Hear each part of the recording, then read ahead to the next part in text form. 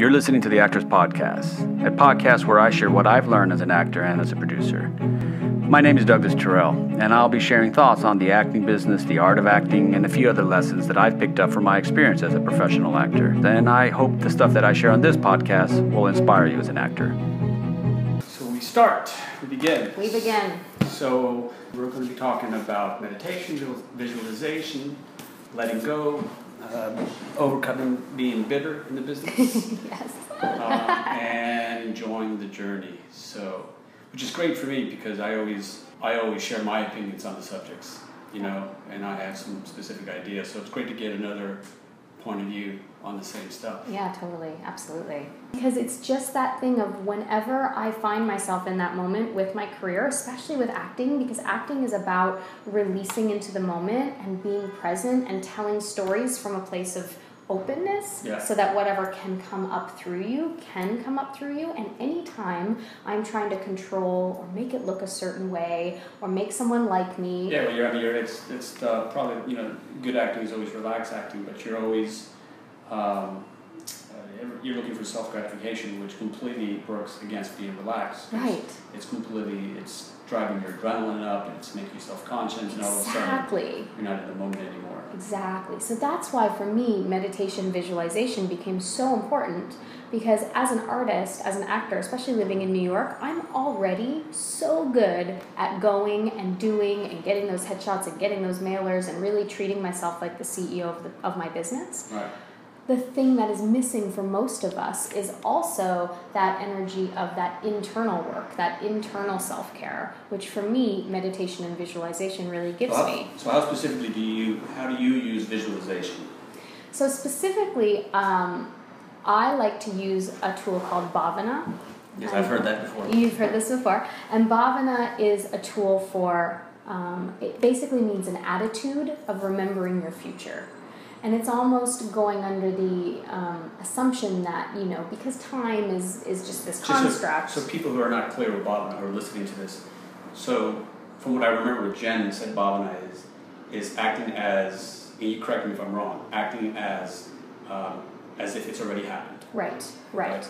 And so Bhavana itself is actually a tool of writing it down as if it's already happened. So rather than me saying, I am going to speak to Doug later, then even this morning at, say, 9 a.m., the story is I'm going to speak to Doug later. At 9 a.m., I could say, I spoke to Doug today. It went so great. I had a great time. The conversation was easy, et cetera, et cetera. Right. So it's almost like we are really so good at what we don't want. Do you keep a daily journal? I do. Mm-hmm. We're so good at allowing our mind to prepare for potential disasters. We're so good at saying, in case this bad thing happens, I'm going to prepare myself for it now. And it's almost like we're willing to face disappointment twice in order to soften the blow the second time, which is just a crazy thing. So what a Bhavana allows you to do is it allows you to actually say, my mind's already really good at thinking about what I don't want. How can I actually hold the space for expecting the best possible thing to happen and living like that's also a possibility? Yeah, I was introduced to that concept, but it wasn't called Bhavana. I worked with Charles Poliquin. He's a really good strength coach. He's kind of like a sensei. Yeah. He's in judo and everything. And one of the things he would always share with us, he said he believed in a daily journals. I'm actually not good at daily journals. But he got me to start thinking about he didn't believe in praying, so to say, but he said at night you should give thanks as if it's already happened. Right. And, and I started applying that probably 3-4 years ago, and it kind of changed my life, because when I created my solo show, I was having really trouble having a director, and for the whole year I just kept going to bed saying, I'm so grateful that I found my director. Yes. And long story short, I found a really good director, but so that was my first introduction to that. I think it's quite powerful.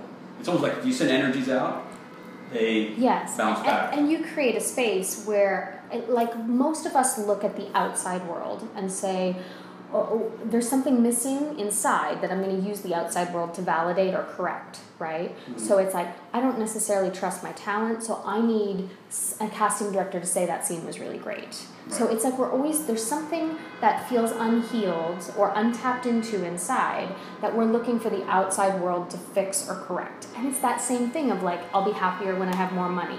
I'll feel better when I book this job. Right. But what happens is you get more money or you book the job and then you just want the next one. It actually didn't fill that void. It only filled it for a second and then you want more and then you want more. Do you like wake up every morning and think of something specifically, or is it on a general wholeness that you're trying to connect to? You know, like I want to drill down more into what that visualization is every single day for Natalie. So every person is different and every person's practice ends up being a little bit different, and it's sort of like honing it and refining it to what works for you. Yeah. But the general rule of thumb for creating a bhavana for yourself that's the most successful is that you want to be positive, you want to be concrete, and you want to be specific.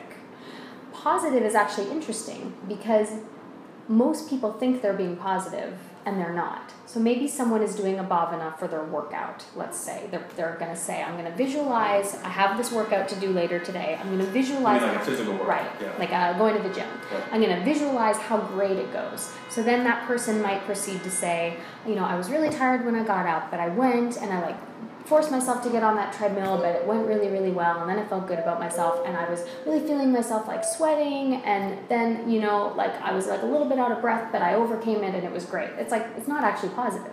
You're actually saying you created all these obstacles and then overcame them. Okay. What would actually be positive is I woke up, I had so much energy out of nowhere. It's like I never felt better. I went to the gym. Everyone was super nice to me. I got a free towel. I got a free water. This is before you even went to the gym. That's right. The treadmill was available. I got on it. I couldn't believe how easy it was for me. It was like my lungs kept expanding and growing. It was the best workout I've ever had. It's almost like a leap of faith. Yeah. Yeah, Absolutely. You're basically leaping into the faith that it's going to happen. That's right. And how interesting which is really hard to do. that it feels easy for us to do it with negative things and really hard with positive things. Which is kind of how the human body's wired, right? It's really easy for us to think the audition might not go well, this might not go wrong, I might not remember my line, the casting director might not like me, they might not choose me, I might not get it. It's really tricky for us to say, I'm going to walk in, they're going to think I'm great, I'm going to have an ease at my work, I'm going to have this moment where I'm so free, this thing comes up that I wasn't even expecting. I always phrase it differently. I've written about this a lot, and I read this from Michael Jordan. Thinking negatively is very normal, common. Yeah. Thinking positively and exceptionally, thinking positively and believing in yourself is actually exceptional thinking. That's right. And he used to always say that you have to practice exceptional thinking and not practice common thinking. That's right. As he said, most athletes and most humans are programmed to think negative because that's how we're wired to do. That's but it's the exceptional athlete that thinks, I'm going to make the final shot, or I'm going to hit the final ball, And I love thinking about it in terms of sports because there is that moment where it's like there's a few seconds left in the game and someone has to make the foul shot. And it's like, do you want the ball or do you not want the ball? Right. And most of us will say, I better not have the ball in case I screw it up. Right. But can you stand for the possibility the exceptional thinking that I want the ball? Right. Because I might miss, but I want the chance to try because that's who I am. And only through this kind of learned optimism will you have the confidence to be willing to take that chance on yourself. So, and you do this every day? I tend to do this every day. One thing that I do when I work one-on-one with people is help them develop a personal practice that works for them, and different people have different tools that work best for them. Right. I like to do it for specific things that I'm trying to bring into my life, or that is just exciting for me to think about. I do this from everything from if I have a conversation that I'm not really looking forward to having, I do this with that to visualize that it just goes really well, we both feel seen and heard, everything's great. Or I do this for auditions I know I have, or I do this for relationships I want to bring in my life. You could do everything from your Oscar speech to bringing in the agent that you want in your life. You sit in a chair, dark room, or you're looking at a window full of light. How do you specifically do it? There's two specific ways that I typically guide people through it, and again, different people like different techniques. For me, I like to sit and have it be part of my daily meditation, where I sit and I work to just be present.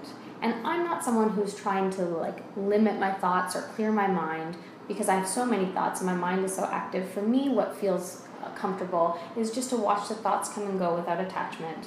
And then just sort of like that idea of if a fan is going really, really fast and then you turn the fan off, it's like the fan will slow down. It still goes, but it slows down. And that's almost how I feel my mind is that slowly the fan will start to slow down. And are you sitting with your feet flat? You're sitting... I tend to just sit on my couch, you don't have specific rules? Wrapped up in a blanket, just I make sure it's the first thing I do. I make sure I don't check my phone first. I don't check my email first. First thing in the morning, First thing, I just get up. Tony Robbins talks about that a lot. Yeah, you give thanks and visualize first thing in the morning. Exactly. Which is so hard now because, and I try to do that, but then if I'm working on something really, like I was just in Houston touring the show, and you start checking your phone. Yes. Because it's autopilot. It's like dopamine, you're getting that dopamine hit. Yeah. And you're like, oh, I need that hit, who's emailing me?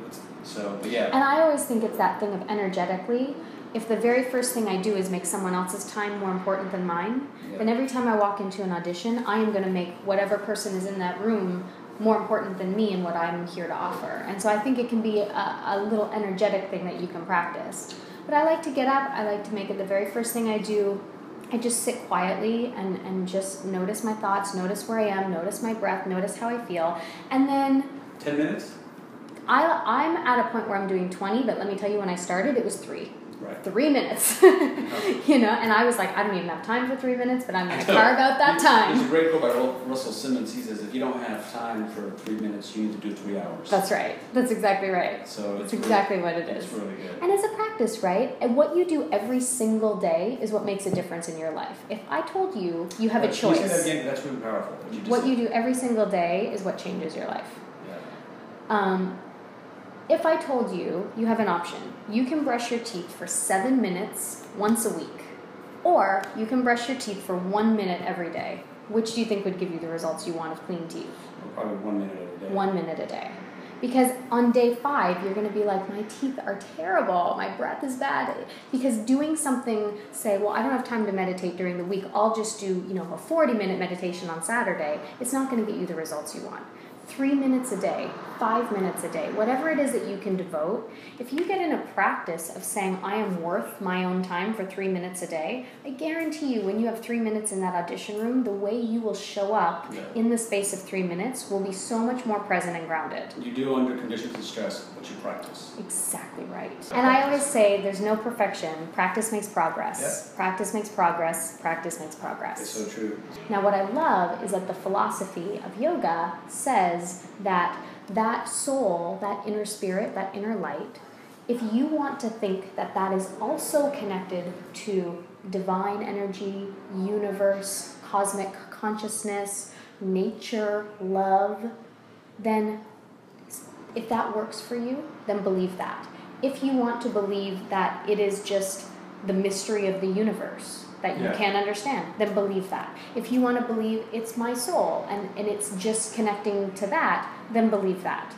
And that you can come to the philosophy from whatever it is that you personally believe in.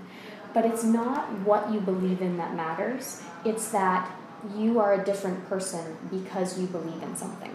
But what they have found in studies is that people who believe in a higher purpose than themselves tend to be happier, more successful, and more content with life. And actors especially. So in the yoga philosophy, it talks about we all have a dharma. And our dharma is our purpose. And how they describe what your dharma is when you are in harmony with the cosmos, which I love. So all of us, at some point in our life, had this little still voice inside of us that said, this makes you happy. Do more of this. Actor, artist. Writer, director, whatever it is. We all had that urge, and we all followed the urge in some way. And that little urge, that little voice inside of us that gave us this dharma and purpose, also has within it all of the tools we need to live and execute that purpose. The problem is that all of this information is inside of us, and we are looking for it outside of us. And so when we can, for myself, through tools like visualization, meditation, it allows us time every single day to, I like to think of it as download from your spirit or from your higher consciousness, download what is the next right action. So I don't have to spend my time going out in the world, taking action after action after action after action, and burning myself out, and not even really making any progress, and then complaining about the fact that I'm not making progress. Instead, I can just spend a little bit of time every day, get still, get quiet. What's the next right course of action for me? And you tune into that inner knowing, and it might say, walk down this street instead of this street. And then you walk down that street and you run into someone and, really, magic starts to unfold. It comes back to that leap of faith thing. It's really trusting life in a way. That you're not as in control as you think, and that's okay. And thank goodness. Right, exactly. As if I know the right way. Right, but you get programmed, and I think it's really important for younger actors to understand that, because they get programmed thinking, I got to do X, and I got to do Y, I got to do all these things to make sure I'm successful, because this is what everybody's told me, this is what every book has told me, and then I got to go to this casting workshop. And what they don't realize is that you're basically just burning yourself out, and that you can do it for a while, maybe even a couple of years, but eventually you're going to start fatiguing, and then you're grinding. Yes. And in the city, what I always like to tell people is that it's like it has teeth. Yes. Then you start feeling the teeth of the city. Yes. Because you're always going against the grain. Yes. Yoga says that there's always like 3 things that are working on our state. You're either the fire, the rock, or the water. And it's like if anytime we're up in the fire and we're go, go, go, and we're pushing and we're aggressive and we're like going after what we want, it will inevitably lead to the rock. It will lead us to lethargy and depression, and it's not working, and I'm exhausted, and I'm burnt out, and we spend time in burnout, and it leads us right back up to the fire. And we end up on this hamster wheel where nothing's actually really happening. Yeah, and you're living in this really chaos. Yes, and so when we try to find the water, it's like that energy of riding the wave, where you're not in these highs and lows, you're just going on the journey. And the way we like to teach on this is balancing your masculine and feminine energy. We want to think about the masculine energy as New York, and the feminine energy is Hawaii, right? And it's like, if you are spending all of your time in the hustle and bustle and the drive and the go and the do all the time, then you will lead yourself to burnout. On the other hand, if you're spending all your time in Hawaii, laying on the beach, drinking a cocktail, that casting director will find me if I just sit and meditate for long enough, then that's not going to work for you either. Right. It is 100% about balancing both, and the problem with most actors is they are typically out of balance in one way or the other. When we teach in Los Angeles, we find we have to teach... Everyone's in Hawaii. And we have to give them more fire, powerful tools. Yeah, I've heard that a lot about. When we teach in New York, we have to really work, like all the topics we've been teaching on recently are a lot about letting go, and a lot about how to deal with rejection, and how to take care of that inner self inside of you, that child inside of you that made you this artist anyway, that just wants to play and have fun. So really, it's about having both of these practices in place. And actually, there's this really cool class that Jen Rudolph and I started teaching together here at AGR called the Yin Yang of the Business. And so Jen talks about how to be a shark and how to be your own CEO, and I talk about how great it is to be a shark, but sharks die if they're not in water. Right. So we have to find those internal tools to support you being out and being a shark in the world. Do you think that's the biggest reason why actors become bitter? And how do you think once you do become bitter, how you can overcome being bitter? Yeah, I think that what happens is because actors are as you get older, you run into more of that. Yeah, of course. You've been in the business longer, and you start running into people and it's hard because you have friends who are really good friends. Yeah. And they become bitter, and it's hard to stay friends with people who are bitter because it's kind of like it's managing that energy. Yeah, it's almost like a virus. Yes, yeah, and it's contagious. It's contagious. You take it on. Yeah, absolutely. I think that because so many of us are so busy in this masculine energy, and we're doing, what it does is we hide how insecure and unworthy and unconfident we feel in the doing. So it's like, if I just do, the more we do, the more entitled we feel we are to have something happen. And so there's this really powerful mantra that I say to myself all the time. I am entitled to my actions, but I am not entitled to the fruits of those actions. Say it again. I'm entitled to take action, but I am not entitled to those actions leading to specific results, because that's me being in control. Right. What's important, what the value is the action. not the results. Right. Can you place the value in the action? Can you say, I took this action because I'm the kind of person who takes that action? That's a good way to put it, because I like that, because that's even, that's freeing in a way, right? Absolutely. Because it goes back to the same cliche you hear all the time, don't worry about the results. That's right. It's not... Because the reason we get bitter is because we get to a certain point where it's like, I've done all the action, where's the reward? Yeah. It's like going to the gym. It's like, okay, I showed up for 5 days, why haven't I lost a pound? If what you are attaching to is the result of having lost the pound, you may get it, you may not, you may be disappointed, you may have your expectation met. But either way, you're not going to be delighted and surprised and excited, because either you're going to be disappointed or exactly what you expect to happen is going to happen, and you're going to go, well, there, that's right. Yeah, so it's really not focusing on the results. Right. Can you be the person, we taught last week on rejection, and it's like, can you be the person who reframes that for yourself? And one interesting thing that we were talking about is that rejection is something that actors made up, and it's not actually really true. When you don't get an audition, you're not actually being rejected. What is happening is you are being refused, which is why the industry will put you on first right of refusal, not first right of rejection. Right? I'm not saying there's something wrong with you. Yeah, they're not saying, I never want to see Natalie again. That's right. They're saying, I want to see Natalie, not in this project. That's right. Not for me, not this time, not right now.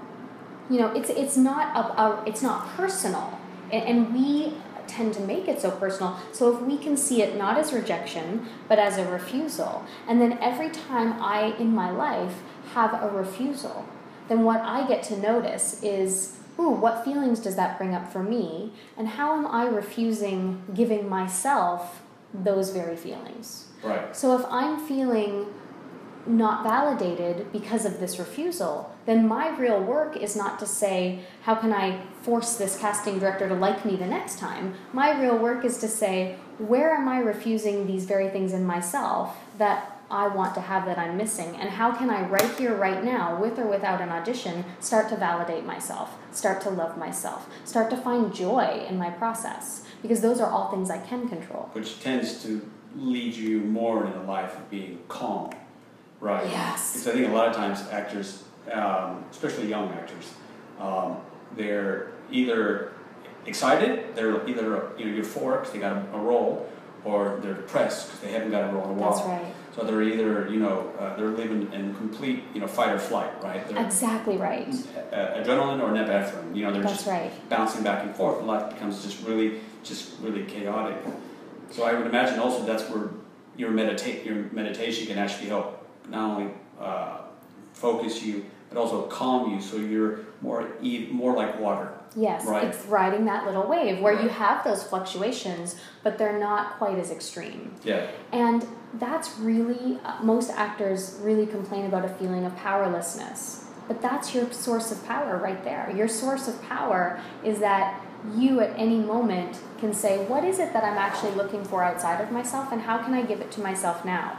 If the energy and the essence of what I feel when I'm on set is I feel seen and heard, I feel worthy, I feel that people like me, then it's like, that's an amazing observation. So how in your life today, right now, can you cultivate those exact same things outside of a specific form, outside of it has to come from an acting job, it has to come from this relationship, it has to come from my partner? The problem is when we sort of say to the universe, it has to come from this place, then we end up limiting the sources that it can come to us from. Yeah, and so things take longer. People are either feeling inside or outside, right? You're on the inside when you're working, and then you're on the outside when you're not working. Right. So, how can actors feel like they belong? Yeah. How can an actor find that belongness when they're not working? Right. Well, I think that the sense of belonging has to be that the idea that you don't belong is something that was handed down to you. It's a borrowed value system. Yes. That isn't yours. No. And so It's self-appointed. Yeah, it's like I know for myself, I had the idea for a very long time because my husband had a very successful career and I was always comparing myself to his career, that I always felt like he's on the inside at the party and I'm on the outside, and I kind of get invited to the party because of him, but I never feel like I'm always on the outside knocking, like, can I come to the party? Right. And it was really the moment that I sort of said, what if I was the party? And what if I stood for the fact that I could be the party that other people could be excited to come to? And that's where my personal practice became really important. How can I love myself every day? How can I decide, okay, this week I'm going to bring love and joy in my life? Great. And how can every single day I can write it down, I can visualize it, I can think about it. How can I think about how I can bring these things to me already? And so as I get bigger, as I expand, as I grow, I become more seen, I become more heard, and I become someone that people say, hey, I want to hang out with that person. Right. And so then I can bring it to me. People don't really realize that no one wants to hang out with anybody. You don't choose to hang out with anybody who's negative. Right. You want to push away from that person. Right. But you're naturally, our instincts are to be attracted to people who are positive and are uplifting because they make us feel better. And our subconscious wants to hang around that. And if we all think about the actors and artists that we love, and we're like, I love their work, I love the energy they bring to their work. None of it is, well, they just seem like, they're really a Debbie Downer. Yeah. It's like, no, they seem like they have a confidence, they have an inner knowing. It's almost like in scene work, right? You never want to be a Debbie Downer in the scene. Right, because the scene it's dead. Right. If you're feeling sorry for yourself, the scene's not happening. just like in real life, yes. No one wants to be around anybody who's feeling sorry for themselves. Yeah. Pity never works in real life, and it doesn't work in acting. That's right. And so it's just fascinating how sometimes what is the nuts and bolts of making a scene come alive. Yes. Is really what is healthy for an actor, not acting. Right, and the thing is that we are storytellers. And if we are so caught up in our own story of fear and lack and not enough, then that's the only story we will ever tell. Do you think it's the same story? Do you think the pressure is more today, let's say, than it was 10 years ago? I think that it's more in our faces because of social media. So I think constantly that being reminded there is an illusion right. that there is something happening and it's like a dangling carrot that we can't quite get to. So we want to turn harder to get to it. But here's the thing. Most actors, our friends on Facebook, are all other actors. Yeah. It's not really reflecting reality. If every single human being in the entire world was on Facebook, then we would look at our acting career and go, wow, compared to everyone else in the whole world, people who, are living in huts and people who are, in Antarctica, and like, wow, compared to the actors in the world, I'm doing a great job. Right. It's that our specific circles are all other actors. So we tend to look at our lives in a way of misperception, and it causes us suffering. Meditating, visualizing, focusing. Being in community. Being in community, focusing on the positive, that things are going to happen for you. Yeah. And being your own party. I like that phrase. It's pretty good. Being your own party. That's really the best thing you can do. One, staying focused on the long game. Yeah. And also, that's actually something specific that you can do every day for 3 minutes, 5 minutes, 10 minutes, depending on who you are, on how you can kind of, kick yourself up. Yeah, activate yourself. And I like to say, would I want to be in a relationship with myself? Or, if I was my dream, would I want to be in a relationship with me? If my dream is this, it's like that spirit that just wants to act and play and have a great time and meet people and be on set and be on stage, and it's that energy, and I'm over here feeling sorry for myself, why would my dream want to spend any time with me? It doesn't. It doesn't. So if we can line ourselves up with the kind of partnership that we really want and desire and crave, the kind of partnership we imagine having with an agent, the kind of partnership we imagine having with a leading person that we're working with, the kind of partnership we can have with our dream, we have to have that partnership with ourselves. It's weird, right? Because you basically, what you're, I think what we're both saying is, you kind of have to have a lot of faith Yeah. You have to have a lot of faith and let go. Yeah. Letting go of the results that you're looking for. Yeah. And focusing more on the actions. And that in itself is very freeing. It sounds, it even feels freeing when you say it. That's right. Because you're not so focused on the result. Yes. The way you will cultivate faith is by saying, I am going to put in my action, and I am going to lay my head down at the end of every day and say, I did my best, and it is more than enough. Right. And that is a space that you create for any possibility of a plethora of results to come your way, not just the one you've been attached to. People don't realize that it actually drops your adrenaline down. Yes. So it takes the stress hormone out. That's right. Which immediately makes you more positive. That's which right. immediately allows you to breathe better, yes. which then hence tends to help your percentage of performing better goes up higher, because when you're cortisol, when you're all stressed out about how you're going to perform, you're completely in a fight or flight mode. Yes. And your body's doing everything to constrict itself, because that's basically what it was designed to do in case a bear attacked you. Absolutely. They're in this present moment, there is no bear attacking me. Right. What I love to do is create stories about trying to avoid future suffering or trying to recreate a past pleasure. And it always keeps me outside of the present moment. If I had this great audition and now I'm in a new audition, rather than just being in the present moment and seeing what this audition wants to be, I'm trying to recreate that great audition in the past. Or I am trying to avoid the suffering of how bad this audition could go. Right. And either way, I'm not showing up in the room. And the casting director won't necessarily know what's going on, but they'll know that you didn't fully show up. They're they were distracted, or their energy was off, or there was something going on. You just see it, though, I mean, you can just feel it. When I'm in an audition, when you can see that guy is, or that girl is stressed out. Right. You can feel the energy. Right. And sometimes you do book even that way, right? Yeah. So then what happens is it creates a false positive where you think, okay, this is the way to do it. Right. Right. But really, you just kind of struck gold, and that's not the way you're going to, on a longevity form of way, you're not going to do it again. Right. And I love to say that the universe or nature or love, whatever it is that you use or anyone would use as the higher authority, the universe loves to pay you for being who you are. Yeah. When you show up as fully authentically who you are and you take a stand for it, the universe will love to give you money for that, to give you opportunities to be that, to give you opportunities to show up as more of that. When we are so busy trying to be what we think we should be, or trying to be what someone else is that seems like it's working, then what's ours is not going to be able to find us. Because the best we're going to be is second best at being someone else. It's like a date. Totally like a date. It's totally like that. Yeah. You're halfway through the date, you're like, where's the check? Yeah, no. I'm good. How do you think, I guess, I was going to say, how do you think actors should build their self-esteem? But this is really the way that you would feel that they would build their self-esteem, right? What I actually fundamentally believe is that our self-esteem is already built.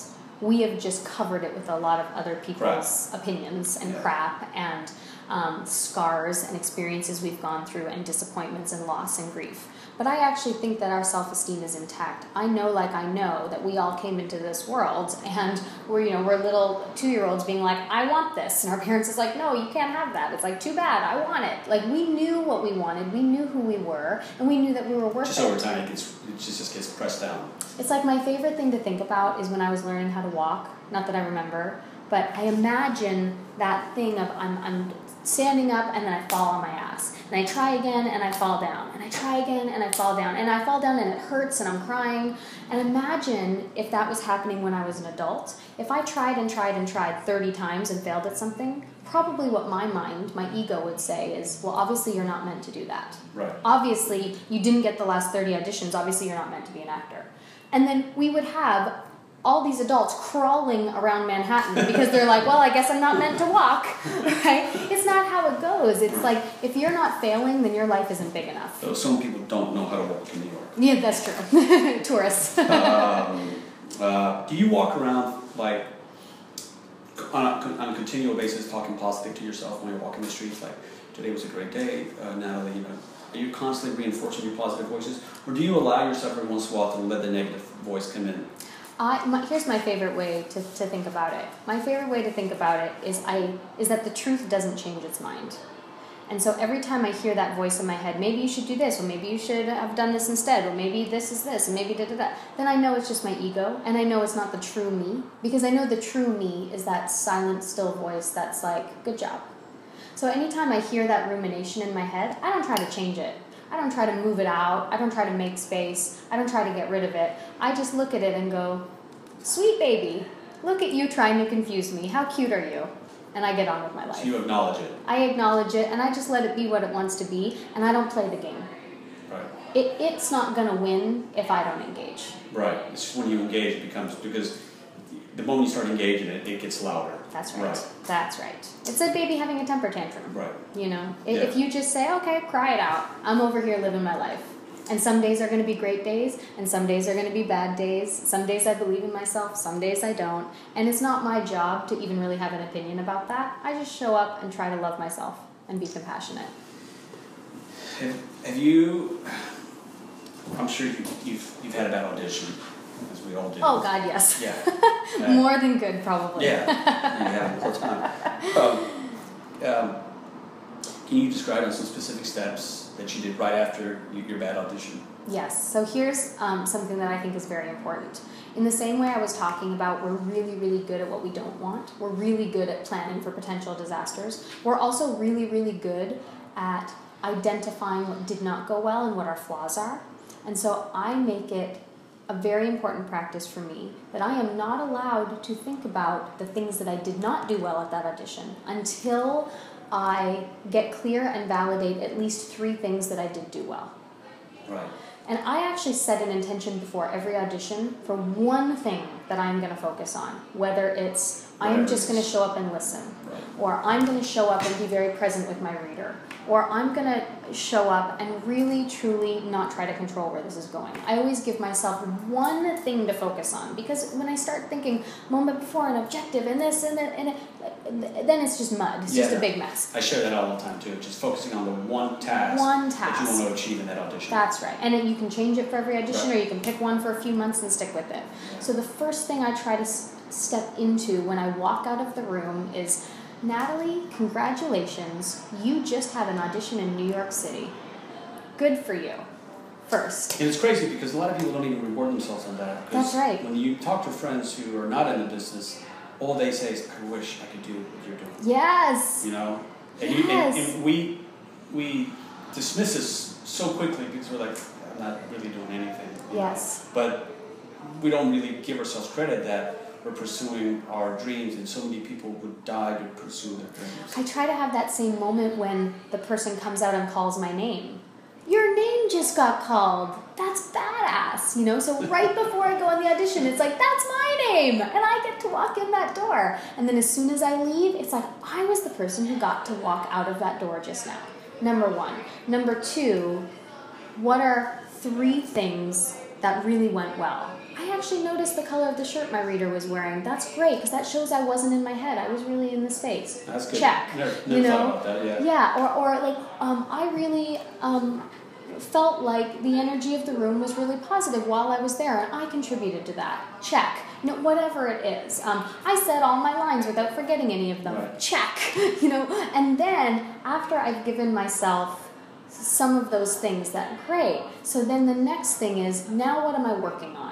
Not what did I do wrong, not what, you know, I messed up. What now is the next thing I'm going to work on for the next time? Yeah. Because you're always auditioning for your next audition. Always. Yeah. Yeah. It's Tim Phillips, director, one of my mentors. He always said, you don't audition for the job, you audition for your career. Right. I love that. Yeah. I love that. And he would just say, you know, because just as the things that we know, the reason why you didn't get a job is from A to Z. Yes. Right.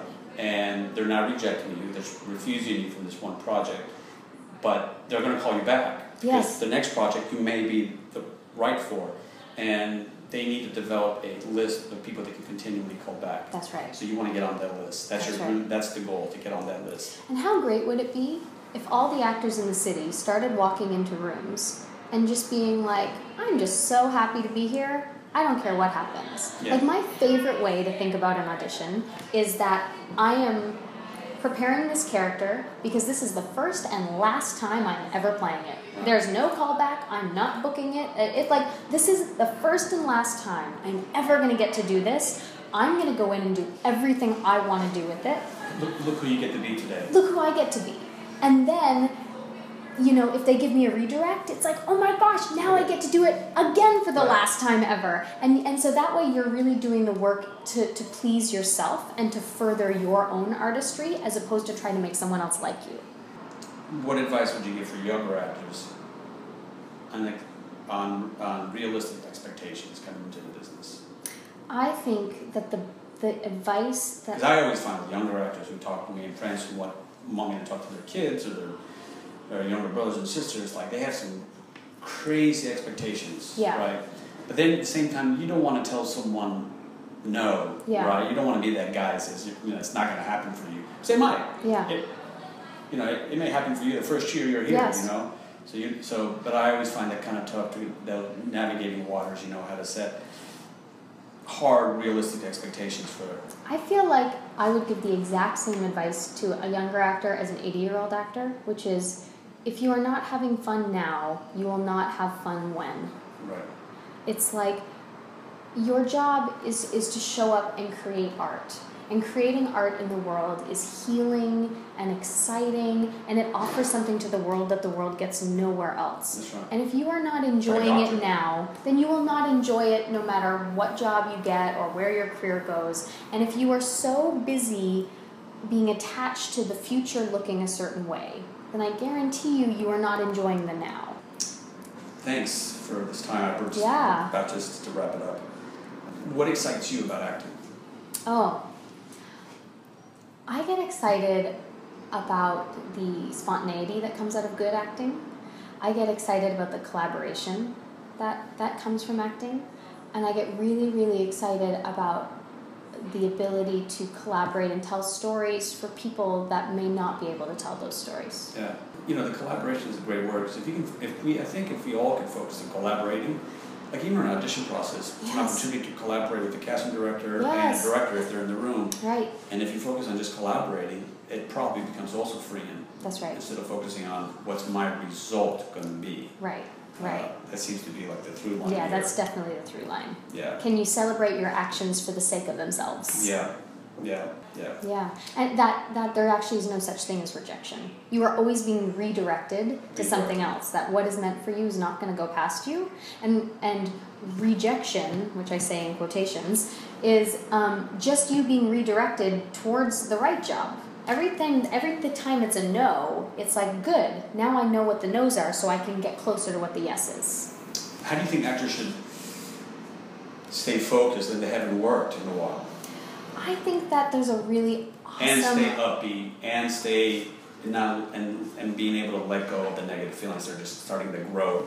It's like a harvest now, right? I think we always think the grass is greener. I think the actors that are working all the time are longing for, like, I've been doing this series for so long and I'm not feeling creative anymore and I just wish I was doing my own thing and I wish I had time and space to write and come up with my own material. I think people that are off making their own material are like, I just wish I was doing something commercially viable so I had the money coming in. I think that we always think that where we are is not the best place to be. Right. And for me, during my biggest period of famine in the industry was when I learned everything that I'm talking about now, which has made my acting so much stronger and so much more joyous. And if I didn't have these tools, then where would I be? Yeah, they're really important tools, aren't they? Yeah, so thank goodness for all the times of famine in my acting, because I was able to develop my humanity. And if we're so busy saying, I only want to be an actor and I'm only happy when I'm acting, then there's a whole space of showing up as a human being that is missing, and it will be missing from our work as well. So, like, what would you tell an actor? Like, what would you tell him to kind of pick himself up? I would say, write me a list of your 5 favorite things to do that have nothing to do with acting, and tell me how often you're doing those things. Right. So focusing on things that you want to do. Yeah, like what makes you happy, what makes you blissful, because the problem is actors think, I want to spend all my time being an actor. You are telling stories about human beings who are not actors, so you need to learn about all kinds of other things. You know, traveling is great, and going out with friends is great, and you know, so really being in the world, being in the moment, right? Being in the moment. It's a big thing also, right? That also helps to enjoy being the acorn, being in the moment, letting the process be what it is, and that your time will come. Yes. Staying in the middle of Hawaii and New York, right? And meditating and visualizing and just keeping that faith.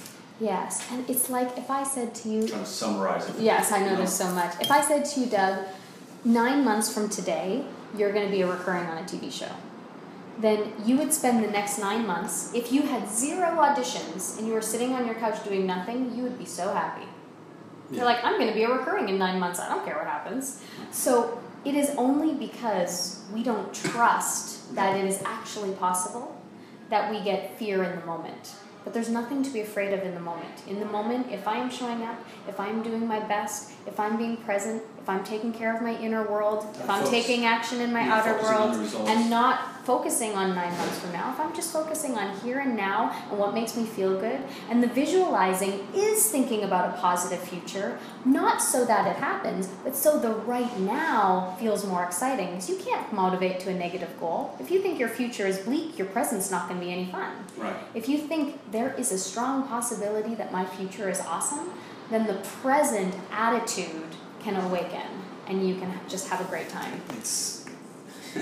It's almost like by believing in it, it becomes a square, right? By believing in it now and trusting and being positive, your actions become different. That's exactly right. Because your actions become different, naturally you have different results. Right. So it refeeds into the belief that you have. That it grows your faith. It grows your faith. And it just keeps going around. So the square gets bigger. That's right. And bigger and bigger. And then you get to just enjoy. Right. You get to really just enjoy. The thing to do, because I think it's really important for our readers and people who are listening to this to understand that principle.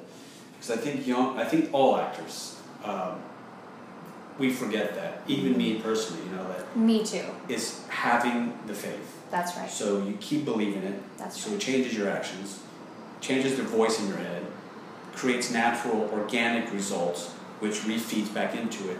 But it all starts with you having that leap of faith. Without that leap of faith, you don't get to go up that ladder. That's right. And the leap of faith is born out of you having faith and belief in yourself. Right. Because if you don't love yourself, you cannot expect the universe to love you for you. Right. And that's where the visualization and meditation feeds into helping you get there faster. Exactly right. Books that have dramatically influenced you. The Untethered Soul by Michael Singer is my favorite book I've ever read. I've read it so many times. Okay. I should get royalties on this book because I've recommended it to so many people.